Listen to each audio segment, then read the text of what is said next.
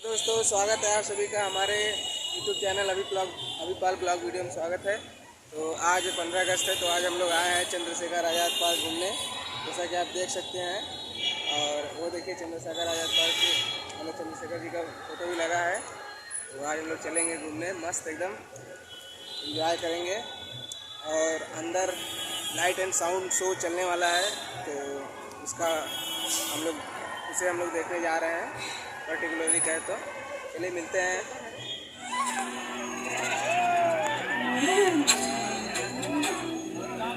बढ़िया से पूरा वीडियो बनाएंगे।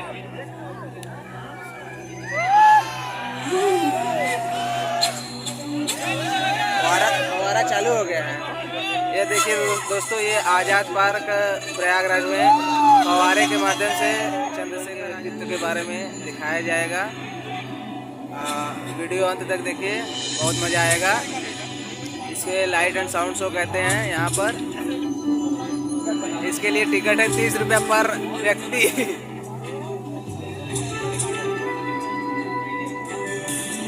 बहुत सही आवा था। वीडियो को लास्ट तक जरूर देखिएगा।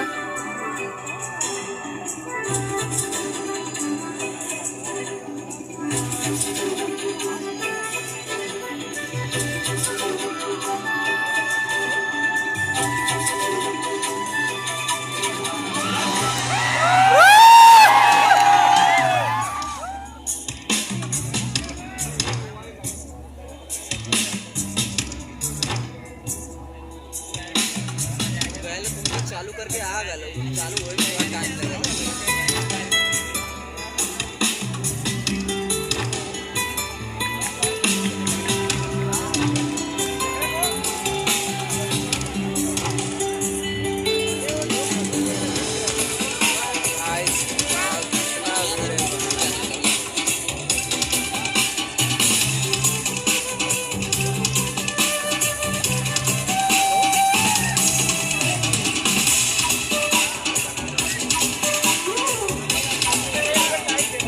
कम लाइट आता है, लाइट मत चला।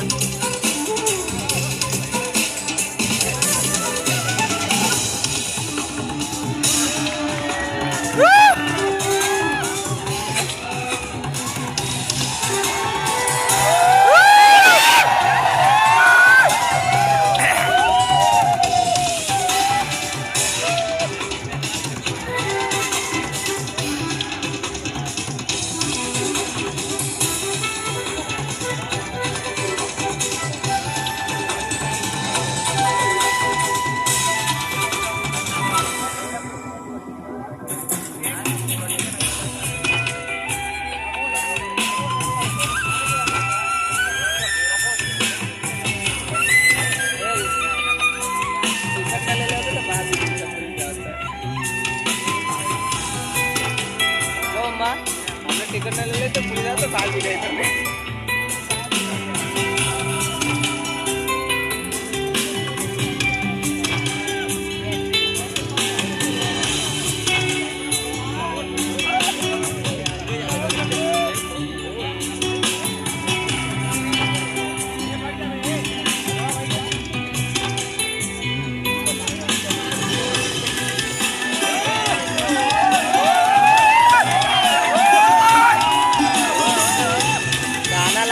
राधे राधे वाला सा लगे ना अच्छा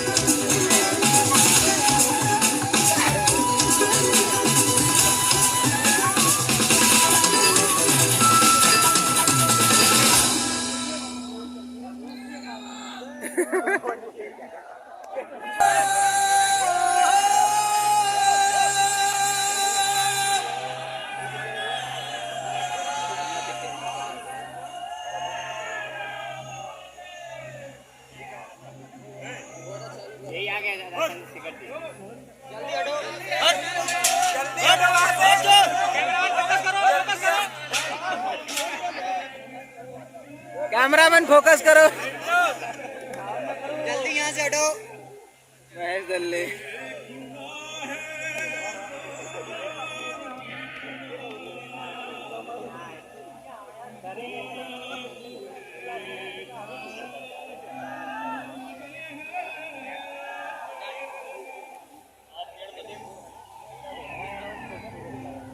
मैं वही वृक्ष हूँ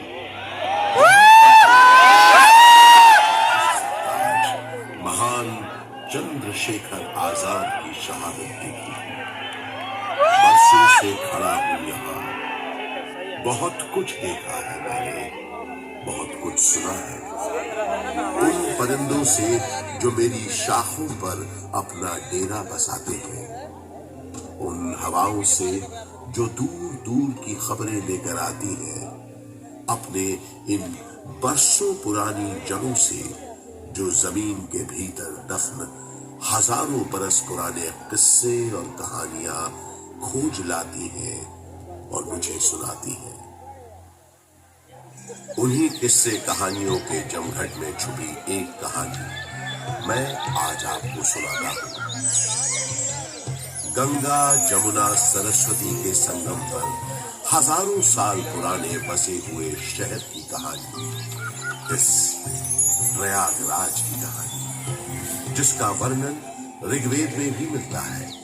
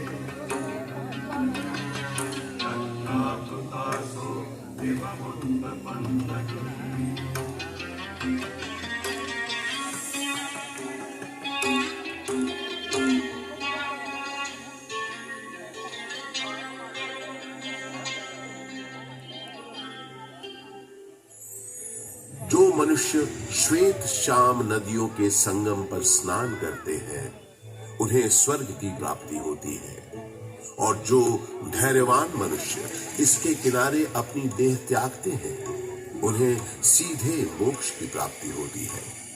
ब्रह्म पुराण में ब्रह्मा जी भी कहते हैं, क्योंकि यहाँ सरस्वती जी अदृश्य रूप में आकर गंगा जी से मिलती है, इसलिए इस क्षेत्र को सरस्वती तीर्थ संगम कहा गया है। बृहन्नारदीय पुराण में भी एक प्रसंग मिलता है कि एक बार जब देवर्षि नारद ने ब्रह्मा जी के पुत्र सनक जी से पूछा कि सर्वोत्तम तीर्थ कौन सा है, तब उन्होंने बताया कि समुद्र पर्यंत पृथ्वी पर जितने पुण्य क्षेत्र विद्यमान हैं, उनमें प्रयाग नामक तीर्थ सबसे उत्तम है।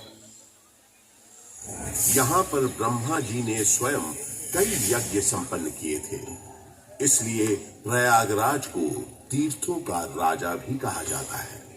तो ऐसे पावन तीर्थ पर बसा है हमारा प्रयागराज। ये उन 4 शहरों में से ही एक है जहां विश्व प्रसिद्ध कुंभ मेले का आयोजन होता है। चलिए आज मैं आपको इसी से जुड़ी एक पौराणिक कथा सुनाता हूं।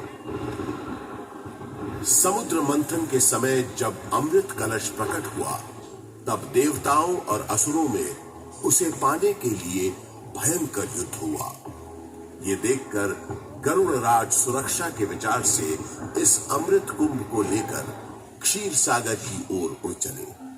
कहते हैं उनकी इस यात्रा के दौरान पृथ्वी पर 4 जगह अमृत की कुछ बूंदें छलक कर गिर पड़ी और इन बूंदों से उन नगरों की नदियों के पानी में अमृत जैसे गुण आ गए। यही कारण है कि इन 4 नगरों में हर 12 वर्षों पर कुंभ का पर्व मनाया जाता है। लाखों श्रद्धालु साधु संतों के सैकड़ों अखाड़े गंगा जी में स्नान करने आते हैं, संगम किनारे सत्संग करते हैं, धूम रमाते हैं। बैठा यार पीछे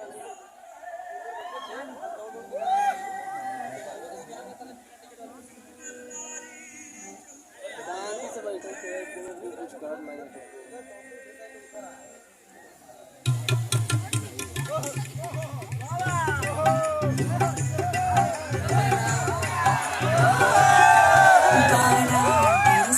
कुंभ आता माघ के महीने में,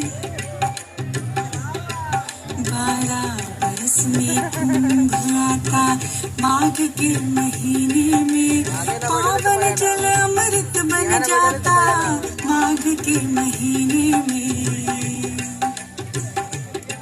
12 बरस में कुंभ आता।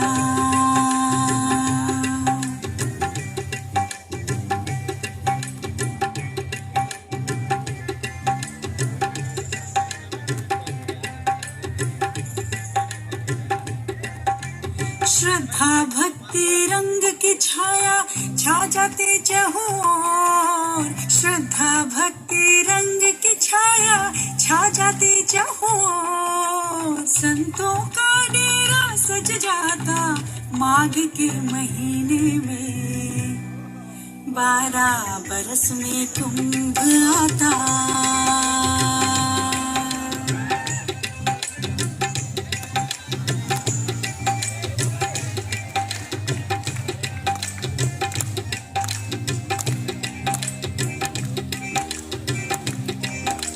लाखों नर नारी जुट जाते आंखों में एक प्यास लिए।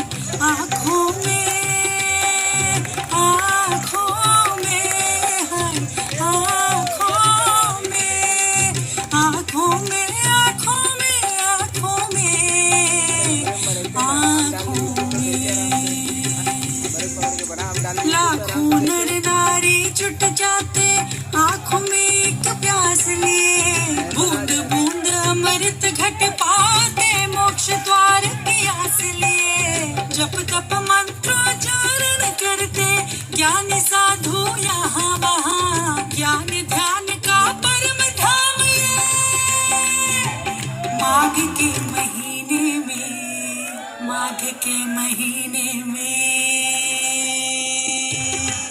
12 बरस में कुंभ आता माघ के महीने में। पावन जल अमृत बन जाता माघ के महीने में। 12 बरस में कुंभ आता।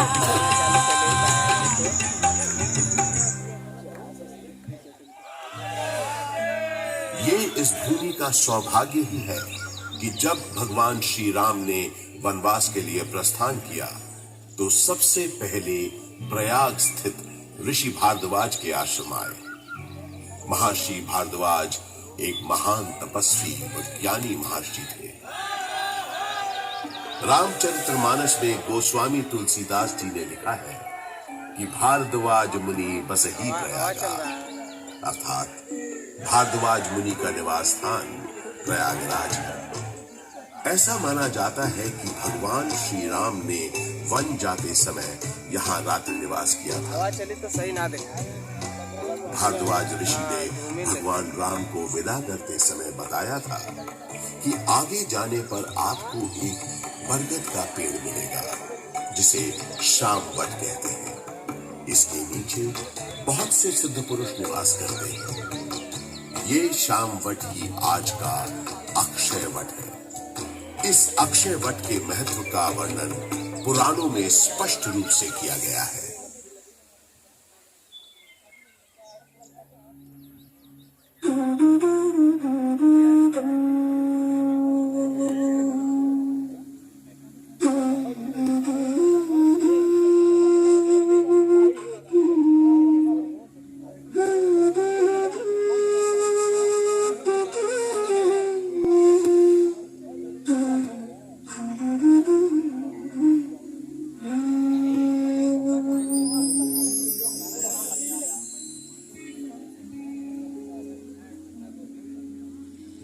मूलं विष्णु स्वयं साक्षात् स्कन्धा लक्ष्मी स्वयं शुभा।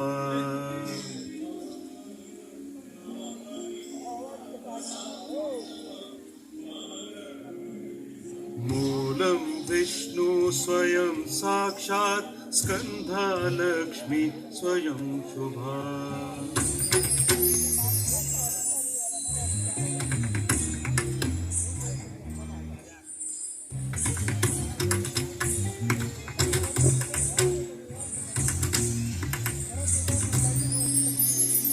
पत्राणि भारती देवी पुष्पाणि विबुधेश्वरः।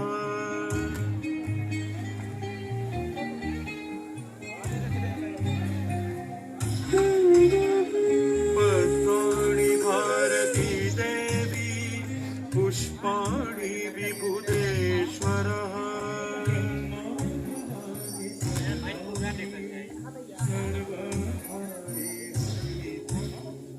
ब्रह्मा फलानि सर्वाणि सर्वधारे हरि प्रभु।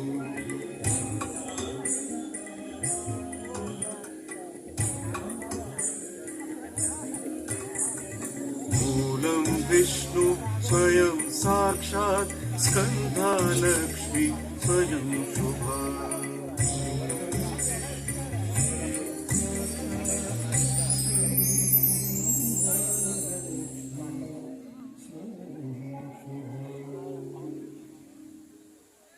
अर्थात अक्षय वट की जड़ें स्वयं साक्षात विष्णु है, शाखाएं स्वयं मंगलमयी लक्ष्मी है।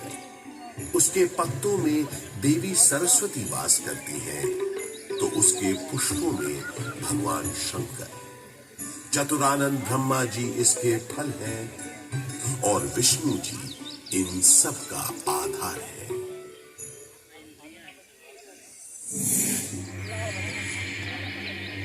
गौतम बुद्ध के काल में भी प्रयाग का बड़ा महत्व था। इसका एक बड़ा साक्ष्य है यहां उपस्थित अशोक की लाट। सम्राट अशोक का संदेश तो इस स्तंभ पर अंकित है ही। गुप्त काल के शक्तिशाली राजा समुद्रगुप्त का प्रयाग प्रशस्ति अभिलेख भी इसी स्तंभ पर खुदा है। 16वीं शताब्दी के अंत में सम्राट अशोक का ये स्तंभ उस किले का हिस्सा बन गया जिस किले का निर्माण संगम के किनारे मुगल बादशाह अकबर ने करवाया था। बुद्धं शरणं गच्छामि, धम्मं शरणं गच्छामि, संघं शरणं गच्छामि।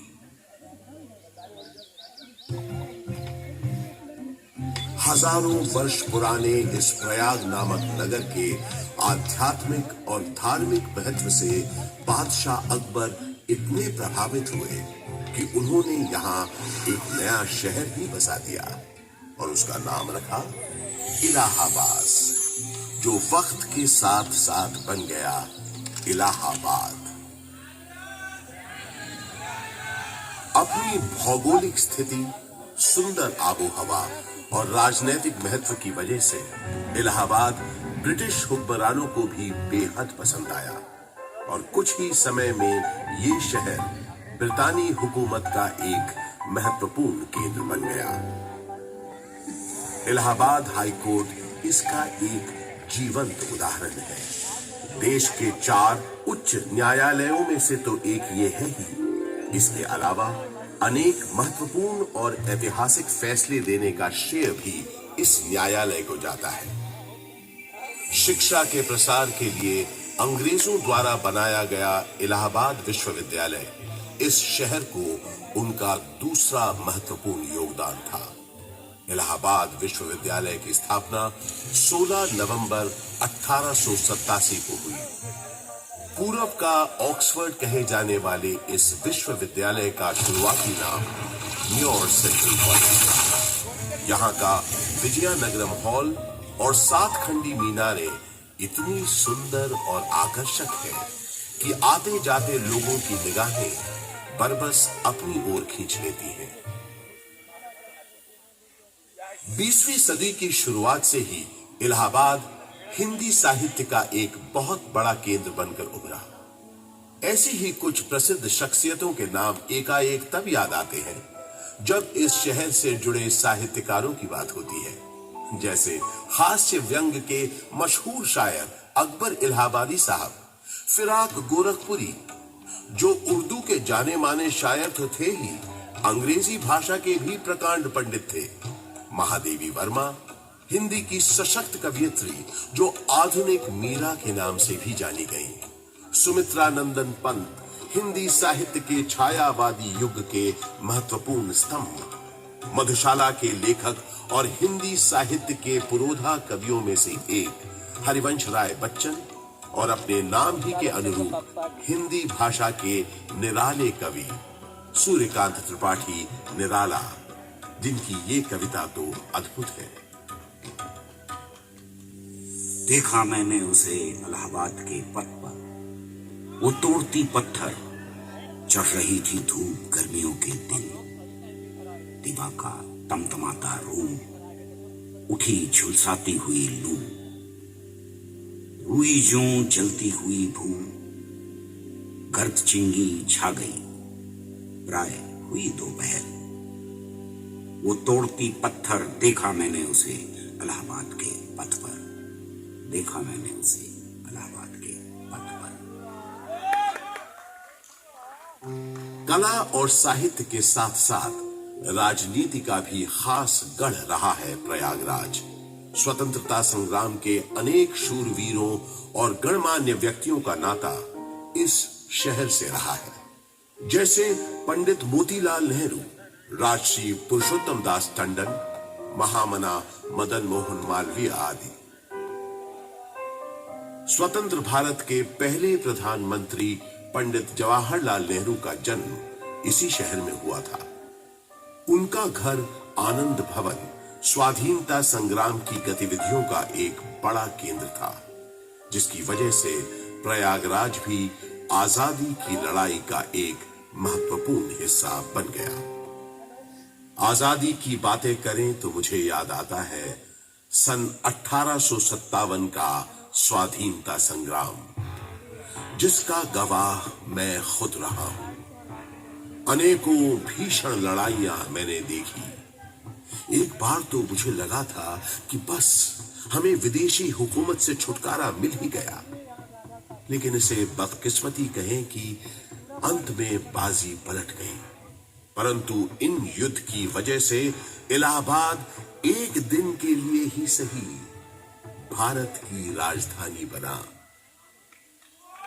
वो दिन था 1 नवंबर 1858। उस दिन प्रयागराज के मिंटो पार्क में एक शाही दरबार लगा था, जिसमें लॉर्ड कैनिंग ने महारानी विक्टोरिया का महत्वपूर्ण घोषणा पत्र पढ़ा। आज 1 नवंबर 1858 के दिन से हिंदुस्तान में ईस्ट इंडिया कंपनी का राज खत्म हो जाए। अब से इंडिया में मलिका विक्टोरिया का राज होगा। ब्रिटिश ताज की हुकूमत होगी यहाँ। उस दौर से निकलकर समय के साथ थोड़ा आगे बढ़े तो मुझे याद आता है अपने चारों ओर बाहें फैलाए ये विशाल पार्क, जिसके आंगन में खड़ा मैं आज आपको ये कहानी सुना रहा हूं। बात सन 1870 की है, जब एडिनबर्ग के ड्यूक एल्फ्रेड साहब इलाहाबाद आए थे। उन्होंने यहां आकर 133 एकड़ के इस बड़े से भूखंड पर एक विशाल पार्क का शिलान्यास किया था। उन्हीं के नाम पर तो इस पार्क का नाम पड़ा है एल्फ्रेड पार्क। ब्रितानवी हुक्मरानों ने इस पार्क के भीतर कई एक महत्वपूर्ण इमारतों का भी निर्माण करवाया। अब जैसे कि ये मशहूर गवर्नमेंट पब्लिक लाइब्रेरी। इलाहाबाद के उस जमाने के कमिश्नर फ्रांसिस ऑटवे मेन एक लाइब्रेरी बनवाना चाहते थे, जिसके लिए उन्होंने मशहूर आर्किटेक्ट रिचर्ड रॉस्किल बेन को बुलवाया और कहा, बेन, हमने तुमको बोला था ना, हमको एक लाइब्रेरी बनाने का है। I remember, sir. आपने बताया था आपका डियर फ्रेंड और इलाहाबाद का एक्स कमिश्नर मिस्टर कटबर्ट बेंसले थॉर्नहिल का मेमोरी में आपको एक लाइब्रेरी बनवाना है, राइट? यस, थॉर्नहिल खुद एक बहुत काबिल टाउन प्लानर था। आधा इलाहाबाद उसी ने प्लान किया है। ये लाइब्रेरी उसकी मेमोरी को बिफिटिंग ट्रिब्यूट होना चाहिए।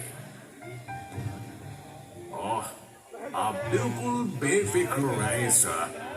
मेरे दिमाग में स्कॉटिश बैरोनियल रिवाइवल स्टाइल की एक ब्यूटीफुल बिल्डिंग का प्लान है, जो एकदम परफेक्ट होगा ट्रिब्यूट देने के लिए। वो लाइब्रेरी आगा सीनेट कैंपस। वादे के मुताबिक श्रीमान बेन ने एक बहुत ही खूबसूरत इमारत बनाई, जिसे उस जमाने में थॉर्नहिल मेन मेमोरियल के नाम से जाना जाता था। और आज हम इस शानदार इमारत को गवर्नमेंट पब्लिक लाइब्रेरी के नाम से जानते हैं। यहाँ इस लाइब्रेरी में लगभग 1.25 लाख से भी ज्यादा किताबें और अन्य ऐतिहासिक दस्तावेज मौजूद हैं। पूरे उत्तर प्रदेश में सबसे बड़ी लाइब्रेरी यही है। विक्टोरिया मेमोरियल कोलकाता में है, ये तो सब जानते हैं, लेकिन उससे थोड़ा छोटा मगर बेहद सुंदर विक्टोरिया मेमोरियल यहाँ प्रयागराज में भी मौजूद है। ये बात बहुत कम लोग जानते हैं। इसी पार्क के अंदर महारानी विक्टोरिया की याद में बनी सफेद संगमरमर की इस नियो गोथिक शैली की छतरी या कैनोपी का निर्माण सन 1905 में हुआ था, और इसी कैनोपी में उनकी 7.5 फुट ऊंची मूर्ति का अनावरण अगले साल 1906 में हुआ। आजकल वो मूर्ति लखनऊ म्यूजियम में रखी है। इसी विक्टोरिया मेमोरियल के बगल में अंग्रेजों ने एक बैंड स्टैंड भी बनवाया। उस जमाने में ब्रिटिश सरकार के ज्यादातर जलसे और दावतें इसी पार्क में हुआ करती थी। उन कार्यक्रमों के दौरान यहां पुलिस बैंड बजाने का रिवाज था। इस संगीत का आनंद अंग्रेजों के साथ साथ कुछ रईस और रसूखदार इलाहाबादी भी लेते थे। ऐसा माना जाता है कि ये बैंड स्टैंड अंग्रेजों को एक बंगाली सज्जन बाबू नीलकमल मित्रा ने भेंट किया था।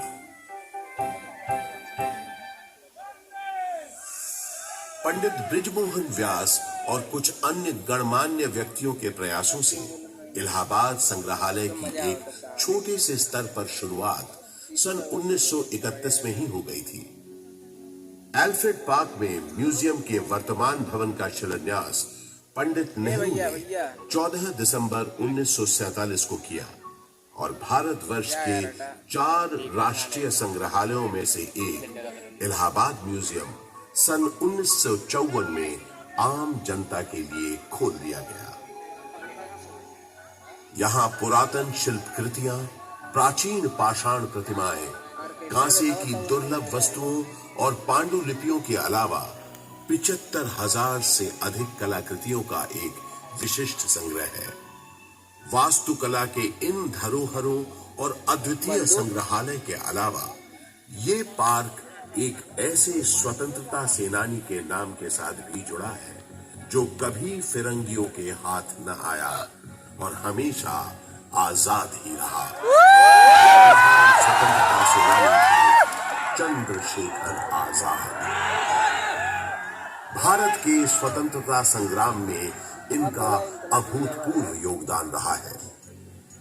मशहूर क्रांतिकारी दल हिंदुस्तान रिपब्लिक एसोसिएशन को हिंदुस्तान सोशलिस्ट रिपब्लिक एसोसिएशन के नाम से न सिर्फ उन्होंने पुनर्गठित किया, बल्कि भगत सिंह, राम प्रसाद बिस्मिल, अशफाक उल्लाह खान जैसे अनेक क्रांतिकारियों को उसमें शामिल भी किया। सन 1931 में चंद्रशेखर आजाद एक खुफिया और बेहद महत्वपूर्ण काम के लिए इलाहाबाद आए और 27 फरवरी के दिन उन्होंने अपनी पार्टी के एक सदस्य सुखदेव राज से इसी अल्फ्रेड पार्क में गुप्त मीटिंग की योजना बनाई। किसी भेदिए ने यह सूचना British police officer mister Nott Bower को दे दी। Hello, CID in charge Nott Bower this side.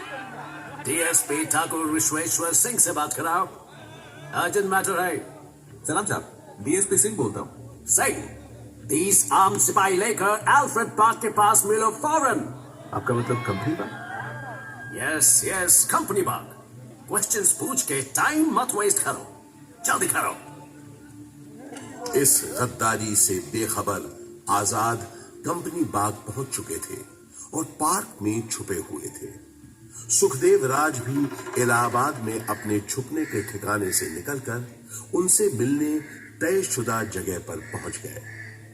आजाद कहीं दिख नहीं रहे थे। सुखदेव ने उन्हें ढूंढना शुरू किया और आखिर वो दोनों मिल गए। गुरुजी, गुरुजी, गुरुजी।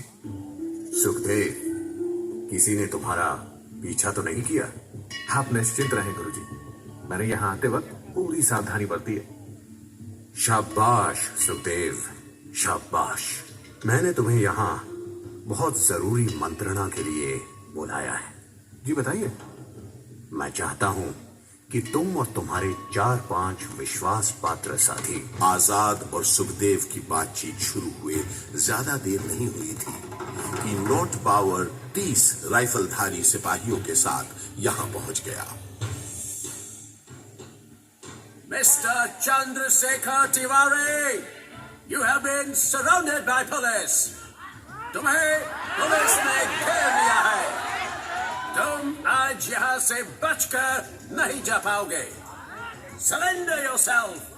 सुखदेव, तुम निकलो फौरन। नहीं गुरुजी, मैं आपको अकेला छोड़कर नहीं जाऊंगा। बहस मत करो, जाओ, ये मेरा आदेश है, जाओ। पर आप, जब तक मेरे पास ये मेरी बमतुल बुखारा है, मेरा कोई बाल भी बांका नहीं कर सकता। और जब तक मेरा अगला संदेश न मिले, तब तक चौकन्ने रहना, संभल कर रहना। सुखदेव, अब जाओ यहां से, तब तक मैं इनको रोकता हूं। पल भर में नॉट बावर ने आजाद पर गोलियां बरसानी शुरू कर दी। आजाद यही बगल में जामुन के पेड़ के पीछे छुपे पुलिस का मुकाबला कर रहे थे। जख्मी होने के बावजूद उस दिन उनकी गोलियों से नॉट बावर और DSP सिंह दोनों घायल हुए। आजाद के पास गिनती की गोलियां थी, जबकि पुलिस के पास न गोलियों की कमी थी न बंदूकों की।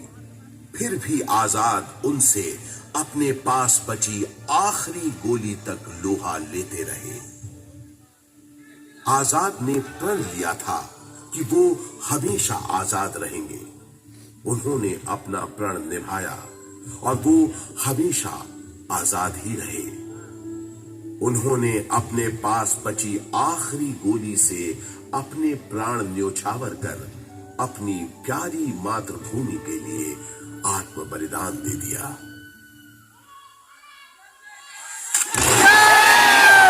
सपना अपने दिल में लिए वो शहीद तो हो गए, लेकिन और बहादुरी की मिसाल चंद्रशेखर आजाद हमारे दिलों में हमेशा के लिए अमर हो गए।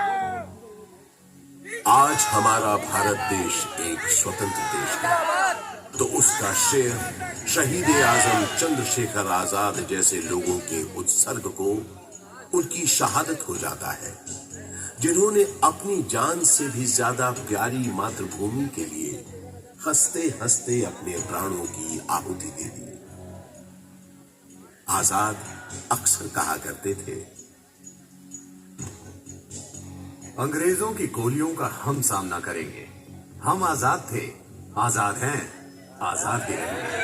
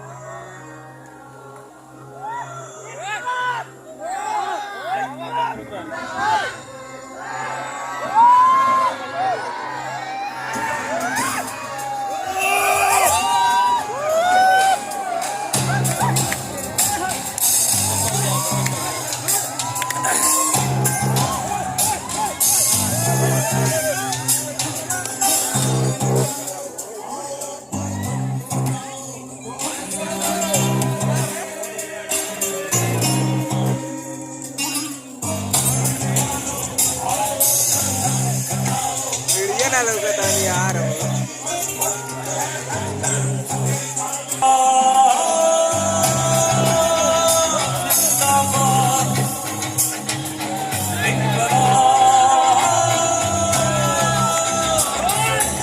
सरफरोशी की तमन्ना अब हमारे दिल में है, इतना है और कितना बाजुए कातिल में है।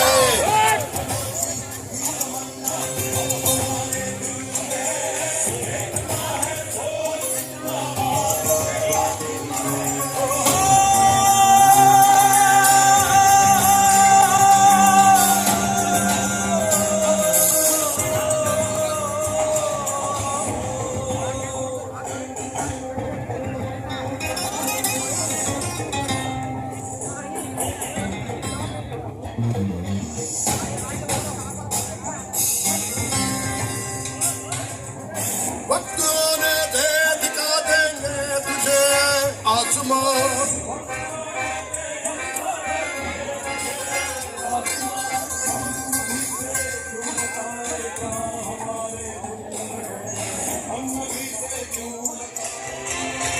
दोस्तों वीडियो पसंद आया तो वीडियो को लाइक करें और चैनल को सब्सक्राइब करना ना भूलें।